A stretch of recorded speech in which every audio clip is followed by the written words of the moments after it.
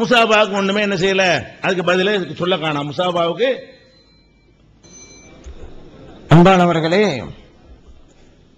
எதிரணியர் அவங்களுடைய விவாதத்தில் ஒரு கருத்தை சொன்னாங்க.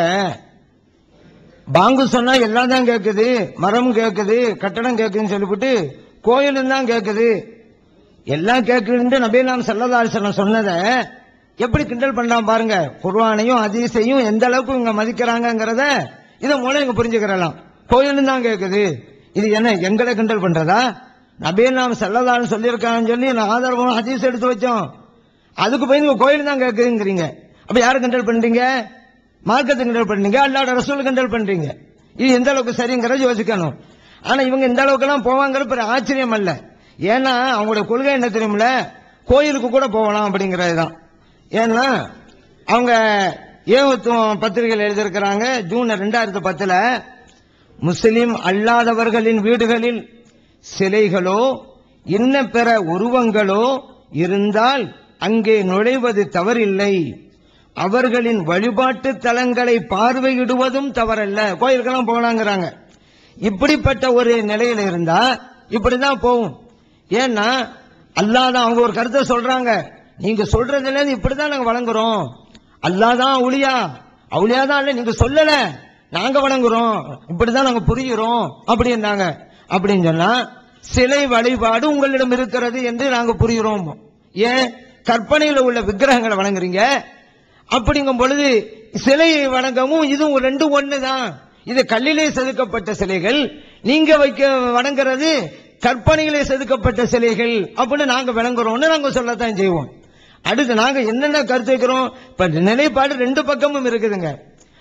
தமிழ்நாடு தௌஹீத் ஜமாத்து ஷிர்க்குக்கும் பிதஅத்திற்கும் சொந்தக்காரங்கிறது நம்ம நிலைப்பாடு. அதுக்காக எத்தனையோ நம்ம குற்றச்சாட்டு வச்சோம். இதுக்காக பதில் சொல்றாங்களா? நம்ம என்ன சொன்னோம்? வன்னல் குவத்த லில்லாஹி ஜமீஆ அப்படிங்கிற வசனத்தை வச்சு உயிரா உள்ளவங்களுக்கு சக்தி இருக்குன்னு சொல்றீங்க, மரணித்தவர்கள் சக்தி இல்லைங்கிறீங்க. அல்லாஹ் ஒருவனுக்கு மட்டும்தான் சக்தி இந்த வசனம் சொல்லுது. நீங்க உயிரா உள்ளவங்களுக்கு சக்தி உண்டு என்று சொன்னதன் மூலம் நீங்கள் இணை வைப்புக்கு உள்ளாகிறீர்கள். இதுக்கு என்ன பதில்? அதே போல நம்ம ஸலாத்துல் ஜனாஸா விஷயம் சொன்னோமே, ஒரு முஸ்லிமை காஃபிர் ஆக்குறீங்க, நபிகள் ஸல்லல்லாஹு அலைஹி வஸல்லம் கூட்டு பிரகாரம் நீங்க காஃபிர் ஆயிட்டீங்க அப்படின்னு குற்றச்சாட்டு வச்சோமே, அப்படியெல்லாம் இல்லைன்னு மறுத்தீங்களா? அப்ப என்ன அவங்க எல்லாம் இது ஒப்புக்கொண்டாங்கன்னு தான் ஆகுது. நம்முடைய நிலைப்பாட்டு பிரகாரம் குற்றச்சாட்டு வச்சுக்கிட்டே இருக்கிறோம் நேத்தையில இருந்து, பதிலே காணாங்கிறதையும் நம்ம புரிஞ்சு கொள்ளணும். அடுத்ததாக சஹாபா பெருமக்கள் விஷயத்துல இப்படி அபாண்டமா சொல்றீங்களேன்னு சொல்லி அவங்க நூல்ல இருந்து வாசிச்சோம். அவங்க என்ன சொல்றாங்க? நபிகள் நாயகம் ஸல்லல்லாஹு அலைஹி வஸல்லம் அவர்கள் இப்படி சொன்னார்கள் என்றுதானே எழுதியிருக்கிறது, அப்படி சொன்னார்கள் என்று நீங்கள் எழுதியிருக்கிறீர்கள். நபிகள் நாயகம் ஸல்லல்லாஹு அலைஹி வஸல்லம் சொன்னாங்களா? ஆதாரத்தை காமிங்க எங்களுக்கு.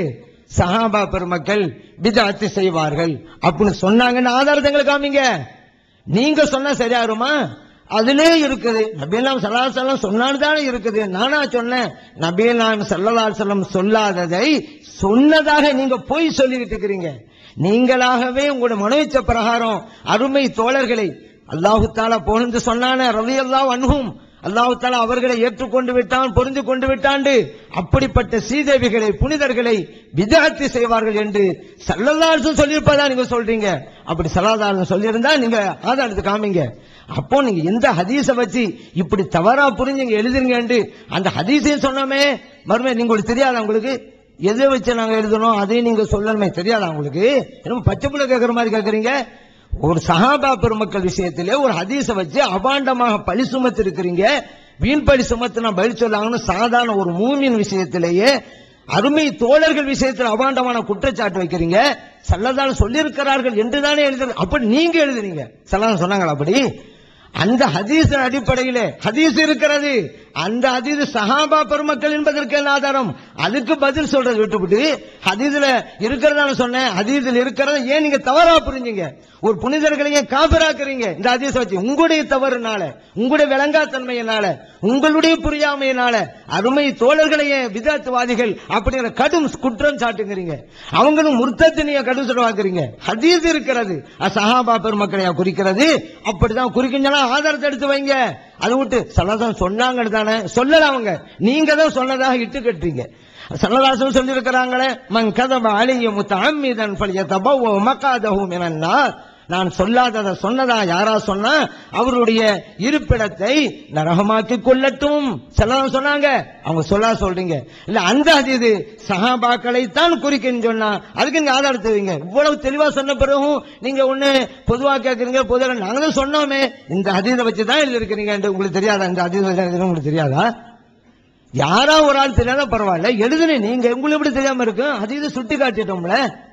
ஒண்ணு எழுத தப்புன்னுங்க அல்ல, அந்த ஹதீஸ் பிறகு நாங்க எழுத ரைட்டு தான் வாதிங்க. நாங்க சொல்றோம் ஹதீஸ் இருக்குது, இது சஹாபா பெருமக்களை குறிக்காதுங்கிறோம். நாங்க குறிக்கும் நீங்க சொல்லுங்க. எவ்வளவு அபாண்டமான குற்றச்சாட்டு! இதன் மூலம் சஹாபா பெருமக்களையே நீங்கள் பிதாத்துவாதிகள் முர்த்தத்துகள் என்று சொன்னதன் மூலம் சொல்லலாம் சொன்னாங்கல்ல. ஒரு முஸ்லிமை பார்த்து காபிரண்டா சொன்னவங்க காபிரா பெறுவாண்டு. இப்ப தமிழ்நாடு தௌஹீத் ஜமாஅத் குஃப்ரில் இருக்கிறது அப்படிங்கிற குற்றச்சாட்டு. அதுக்கு நீங்க இன்னும் பதில் வைக்கலையே. எங்களுடைய நிலைப்பாட்டு பிரகாரம் குற்றச்சாட்டு வச்சுக்கிட்டே இருக்கிறாங்க. அதுக்கு நீங்க பதிலே சொல்லல. அடுத்து சொல்றீங்க பூமி எல்லை இருக்கிறதா இல்லையாண்டான ஆதாரம் கேட்டோம். பூமியில இருப்பவர்கள் எல்லாம் அழைத்தால் கேட்பாங்களோ ஆதாரம் கேட்டாங்கிறீங்க. தலைப்பை தான் நான் திரும்ப திரும்ப சொல்றேன். திரும்ப நீங்க மறுபடியும் நீங்க நிலைப்பாட்டை படிக்க மாட்டேங்கிறீங்க. நம்ம தலைப்பு என்ன? எங்களுடைய செயல்பாடு ஷிர்க்குள்ளதா? அதுதானங்க. பூமியிலே இருப்பவர்கள் எல்லாம் அழைத்தால் கேட்குமா கேட்காங்கிறது இப்ப வாதம் அல்ல. நான் திருப்பி திருப்பி சொல்லிக்கிட்டே இருக்கிறேன். அது கலிகாவிலோட முடிஞ்சு போச்சு. இப்போ நான் எல்லை உள்ளதுங்கிற அமைப்புல நான் பேசினா இது ஷிர்கா? அந்த தலைப்புக்கு வாங்க. பூமி எல்லை உள்ளது எங்களுக்கும் தெரியும். பூமியில் உள்ளவங்க எல்லாம் கேட்பா நீங்க சொல்றீங்களே, அதுக்கு தான் ஆதாரத்தை கேட்கங்கிறாங்க. அதான் சப்ஜெக்ட்.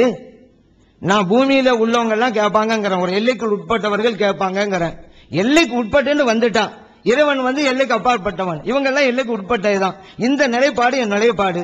இந்த என்னுடைய நிலைப்பாட்டின் பிரகாரம் நாங்கள் சிறுக்கு செய்யறோமா இல்லையா? அதுதான் தலைப்பு. நீங்க இருக்குன்னு சொல்லிவிட்டீங்க, அதுக்கு ஆதாரம் நாங்கண்டாக்க அதான் தலைப்பு. தலைப்பின் பிரகாரம் வாதம் செய்யுங்க. நாங்கள் சிறுக்கு செய்யறோம் என்பதற்கு உங்களிடம் எந்த ஆதாரமும் இல்லைங்கிறதுனால சம்பந்தம் இல்லாத கேள்வி கேட்காதீங்க. சம்பந்தப்பட்ட கேள்விகளை நீங்க கேளுங்க அப்படிங்கிறது தான். அடுத்து சொன்னாங்க நாத்தியவாதத்தை எங்க வைக்கிறீங்க? குர்ஆன் ஹதீஸ் அடிப்படையில் வாதம் செய்ய வேண்டியதானே. அவர் ஒரு ஆறா இவர் ஒரு நாத்தியவாதிகள் அப்படி பண்ணாங்க அப்படி நம்ம சொன்னா நாத்தியவாதி கேட்டாங்க, நாங்க அறிவுபூர்வமா விளக்கணும். நாங்க என்ன விளக்குனீங்க? அவங்க கேட்டது நீங்க விளக்குனீங்களா? அவங்க நாத்தியவாதத்தில் எடுத்துட்டனால நான் உங்களுக்கு ஒரு விஷயத்தை இப்ப சொல்லி காமிக்கிறேன்.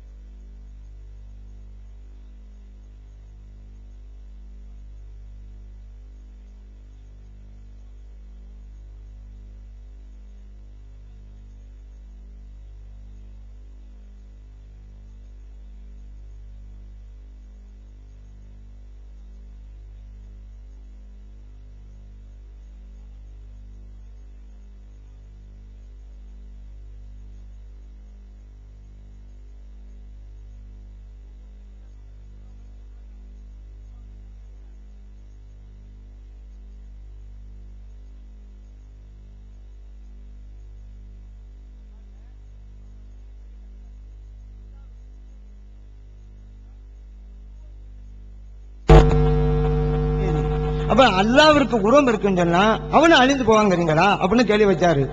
ஒண்ணு அவர் கேட்டது தப்புன்னு அவருக்கு சொல்லி இருக்கணும். இல்ல அந்த கருத்தின் பிரகாரம் இறைவன் இதுக்கு விதிவிலக்கு அப்படின்னு விளக்கம் சொல்லி இருக்கணும். உங்களுடைய முழு விவாதத்தில் இதுக்கு ஏதாவது பதில் சொன்னீங்களா? நீங்க எல்லாம் சொல்லிட்டுங்கிறீங்க. அதான் நம்ம நாத்தியவாதத்தை நம்ம ஆதரிக்கல. ஆனா அவன் கேட்டான் பாருங்க, உருவம் இருப்பதெல்லாம் அழிந்து விடும். அப்ப இதுல என்ன வழங்குது? இறைவனுக்கு உருவம் இல்ல அப்படிங்கறதுதான். இல்ல இறைவனுக்கு உருவம் உண்டு, விஞ்ஞான நீதிக்கு மாற்றம் அப்படின்னு உங்களுக்கு கொள்கையா இருந்தா அதுக்கு பதில் சொல்லி இருக்கணும். என்ன பதில் சொன்னீங்க? அப்படி பதில் சொல்லியிருந்தா அங்க பதில் சொல்லுங்க.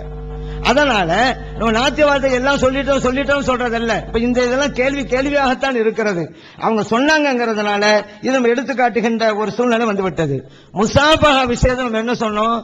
நீங்க ஒரு கையில தான் கொடுக்கணும் அப்படி உங்க நிலைப்பாடா, அப்படிதான் சொன்னா இல்ல ரெண்டு கையிலும் கொடுக்கலாம் அப்படின்னு இருக்கிறது அப்படிங்கிற நாங்க ஆதாரத்தை எடுத்து காட்ட தயாரா இருக்கிறோம். உங்க நிலைப்பாட்டை சொல்லுங்கன்னு சொன்னோம்.